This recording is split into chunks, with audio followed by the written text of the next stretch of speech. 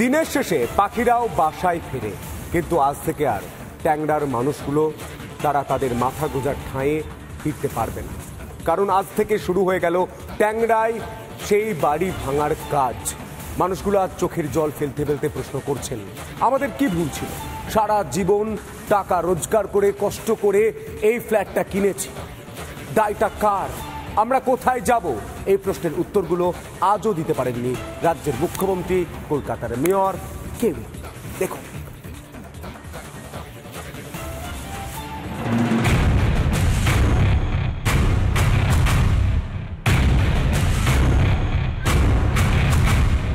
বৃহস্পতিবার ট্যাংরায় বহুতল ভাঙতে বাধা দিয়েছিলেন বাসিন্দারা। শত চেষ্টা করেও রক্ষা করা গেল না। শুক্রবার বাসিন্দাদের বিক্ষোভ উপেক্ষা করে শুরু হলো বেআইনি বহুতল ভাঙার কাজ। সাদা যে বাড়িটি রয়েছে সেই বাড়িটি কিন্তু ভাঙার কাজ ইতিমধ্যেই শুরু হয়ে গিয়েছে। যারা এই বাড়ি কিনেছিলেন তারা কতটা অসহায় অবস্থার মধ্যে রয়েছেন। বহুতলের 6 তলায় এক একটা হাতুড়ির আঘাত যেন আবাসিকদের বুক কাঁপাচ্ছে। কষ্ট করে সঞ্চয় করা টাকা দিয়ে কেনা বাড়ি, আজ সেই বাড়ি পুরসভার নির্দেশে ভাঙা হচ্ছে। চোখের জল কিছুতেই বাঁধ মানছে না। কোথায় যাবেন তারা? আমার বাবা প্রতিবন্ধী, আমরা অনেক টাকা কষ্ট করে জমি আমরা এই বাড়ি কিনেছি, আমরা কোথায় যাব? আমাদের মাথার ছাদ ওরা কেটে দিচ্ছে।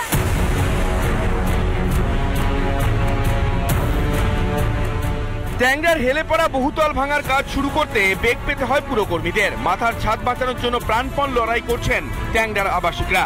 বৃহস্পতিবার থেকে দফায় দফায় উত্তেজনা। শুক্রবারও পুলিশের সঙ্গে তুমুল বচসা বাসিন্দাদের।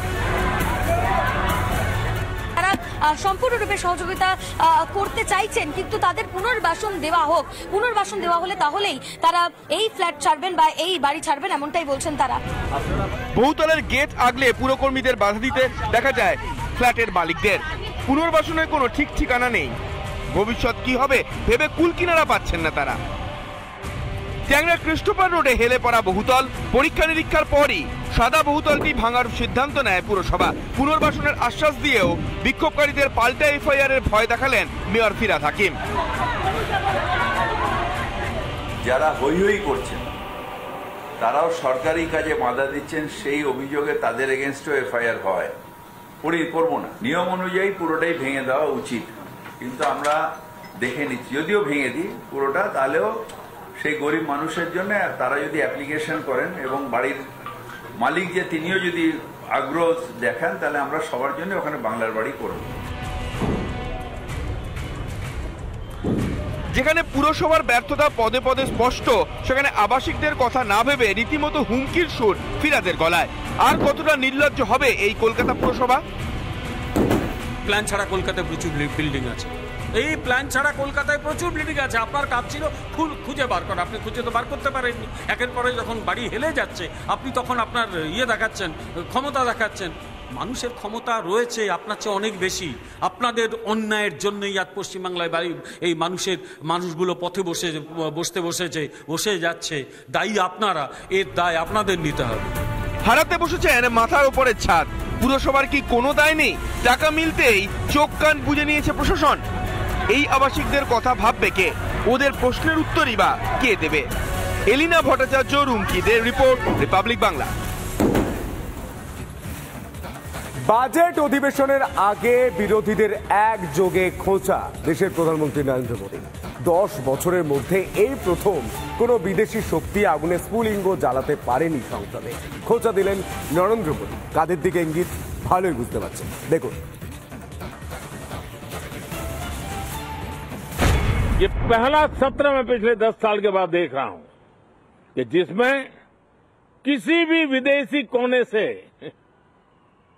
कोई चिंगारी नहीं हुई।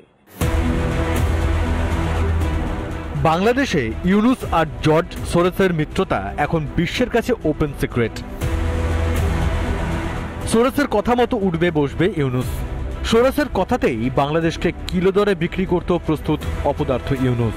ঠিক তখনই দেশবাসীকে বাজেট অধিবেশনের আগে বড় বার্তা দিলেন প্রধানমন্ত্রী নরেন্দ্র মোদী। প্রধানমন্ত্রী বলেন, 10 বছরের মধ্যে এই প্রথম অধিবেশন হতে চলেছে যেখানে কোনো বিদেশি ইন্ধন নেই। 10 साल से 14 से देखना, हर सत्र के पहले शरारत करने के लिए लोग तैयार बैठते और यहां उसको हवा देने वालों की कोई कमी नहीं है। ये पहला सत्र मैं पिछले 10 साल के बाद देख रहा हूं कि जिसमें किसी भी विदेशी कोने से कोई चिंगारी नहीं हुई। প্রধানমন্ত্রীর এই বিদেশি ইন্ধন মন্তব্য ঘিরে শুরু হয়েছে জল্পনা। বিশ্বগুরু বাইরে বলতে ভালোবাসেন, পার্লামেন্টের ভেতরে না। উনি পার্লামেন্টে ঢোকার আগেই কথাটা বলেছেন। প্রশ্ন হচ্ছে, আমরা প্রশ্ন করছি না, ভারতবর্ষকে প্রশ্ন করছে যাকে গলা জড়িয়ে বন্ধুত্ব মেনে তার নির্বাচনী প্রচার করেছিলেন সেই ভদ্রলোকেরা, ভারতবর্ষের যারা পড়ুয়া, ভারতবর্ষের লোকেরা যারা অন্য দেশে আমেরিকায় যারা কাজ করছেন তাদের উপরে রোক লাগাচ্ছেন। ওটা আমাদের বলতে হচ্ছে না। সরোস সহ এই যে আপনার ডিপ স্টেট যারা রয়েছে, সেই ডিপ স্টেটের যেভাবে পতন ঘটেছে এবং তাতে একদল পশ্চিমবঙ্গ তথা ভারতবর্ষের রাজনৈতিক শক্তি, সেই শক্তিরা পিতৃহারা হয়ে গেছে। এখন আর কোনো বৈদেশিক শক্তি ভারতবর্ষের কোনো ইস্যুকে নিয়ে কোনো ইন্ধন যোগাতে পারছে না, কোনো আগুন জ্বালাতে পারছে না। এই সংসদের অধিবেশন এই জন্যই দেখতে পাচ্ছেন যে বিরোধীরা ছন্ন ছাড়া, বিরোধীরা কোনো ইস্যু পাচ্ছে না আর কেন্দ্র সরকারের বিরুদ্ধে বিরোধিতা করার। উনি কোনো রাষ্ট্রকে নির্দেশ করছেন না। এখানে বিদেশি ইন্ধন বলতে ডিপ স্টেটের ফাংশনিং কথা উনি বলছেন, যেটা আমাদের কালচারের সঙ্গে সাধারণত যায় না। ডিপ স্টেটটা বেসিক্যালি কন্ট্রোল করছেন জর্জ সোরস। এই জর্জ সোরসের নামটা উনি তো নিতে পারবেন না, কারণ জর্জ সোরস পার্লামেন্টের মেম্বার নয়, ভারতবর্ষের মানুষও নয়, হি ইজ আ হাঙ্গেরিয়ান জু। সুতরাং উনি এটা জাস্ট একটা কোভার্টলি বলার চেষ্টা করেছেন যে বিদেশি অনুপ্রবেশ মানে চিন্তা ভাবনায় যে অনুপ্রবেশ, সেই চিন্তা ভাবনার অনুপ্রবেশটা এখানে হচ্ছে। বাংলাদেশে অরাজকতার মূলে যারা, তাদের তোয়াজ করে চলছে রাহুল গান্ধীর মতো বিরোধীরা।